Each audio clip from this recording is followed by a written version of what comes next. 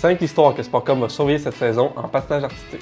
On commence avec Diana Stellato-Dudek et Maxime Deschamps en couple qui devraient vivre leurs premiers Jeux olympiques cette année. Champion du monde en 2024, le duo a surmonté plusieurs défis l'an dernier pour finalement se classer 5e des mondiaux. Ils ont ajouté un saut périlleux arrière assisté à leur programme, une première en couple en patinage artistique. Au premier Grand Prix de la saison, en France, Diana et Maxime ont terminé sur la deuxième marche du podium. Toujours en couple, on va surveiller Kéliane Lorrain et Luca Etier. Ils sont classés 16e des championnats du monde l'an dernier après avoir eu la médaille de bronze aux nationaux. Ils vont batailler pour une place au sein de l'équipe canadienne olympique qui sera représentée par 2 duos en couple en Italie. En danse sur glace maintenant, Marjorie Lajoie et Zachary Laga visent une deuxième participation aux Jeux olympiques après celle de Pékin en 2022. L'an dernier, ils ont été médaillés d'argent au championnat canadien derrière les vice-champions du monde Piper Gilles et Paul Poirier. Ils ont entamé la saison en remportant la médaille d'or du trophée de Budapest en Hongrie.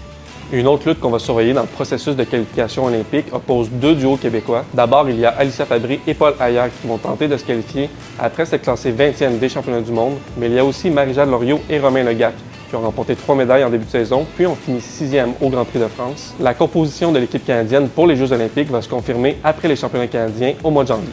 Finalement, on va suivre la progression de jeunes athlètes du Québec, dont Sarah Maud Dupuis, médaillée d'argent de l'épreuve féminine au championnat canadien. Sarah Maud a épaté bien des gens dernièrement en devenant la première Canadienne à effectuer un triple axel sur la scène internationale.